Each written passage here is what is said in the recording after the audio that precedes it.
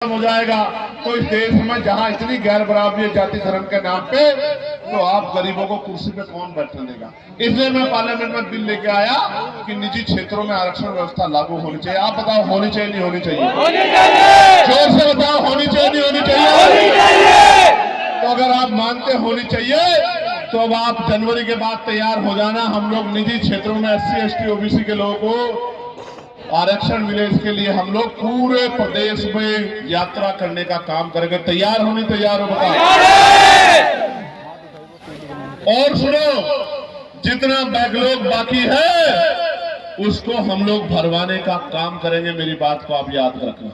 जब राजकाज बनेगा, बड़े बड़े हाईवे बनते हैं, बड़े बड़े मॉल बनते हैं, जमीन अधिग्रहण की जाती है, मैं आपको विश्वास दिला के कहना चाहता हूं, जैसे आज की सरकार ने बिहार में 1 रुपया लीज पे 100 साल के लिए 1 एकड़ जमीन और हजारों एकड़ जमीन अडानी साहब को देने का काम किया है, तो मेरे अडानी तो आप ही हो। मैं आपको विश्वास दिलाता हूं, राजकाज बनेगा, जिस गरीब पे जमीन नहीं है उसको हम लोग एक्वायर करके जमीन दिलाने का काम करेंगे। मेरी बात को आप याद रखें।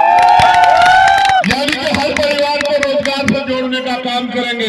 मैं तो पार्लियामेंट में आशा बहनों की वेतन वृद्धि, आंगनबाड़ी बहनों की वेतन वृद्धि, भोजन माताओं की वेतन वृद्धि, शिक्षा मित्रों की वेतन वृद्धि, अनुदेशकों की वेतन वृद्धि, PRD के जवानों की वेतन वृद्धि, होमगार्ड भाइयों की वेतन वृद्धि, पंचायत सहायकों की वेतन वृद्धि, चौकीदार भाइयों की वेतन वृद्धि, सबके लिए मैं पार्लियामेंट में आवाज उठाने का काम करता हूं। और पुलिस के जो भाई हैं, इनको 8 घंटे की ड्यूटी मिले, सप्ताह में 1 दिन छुट्टी मिले, बॉर्डर स्कीम खत्म हो, वेतन विसंगति दूर हो, बीएड के भाइयों को जो बीएड करे भाई हैं उनको अध्यापक की नौकरी मिले, BTC के भाइयों बहनों को नौकरी मिले, इसके लिए मैं पार्लियामेंट में लगातार आवाज उठाता हूं। लेकिन जब हमारी संख्या कम है, जब मैं आवाज उठाता हूं तो वो सोचते ही इस आवाज को दबा दिया जाए।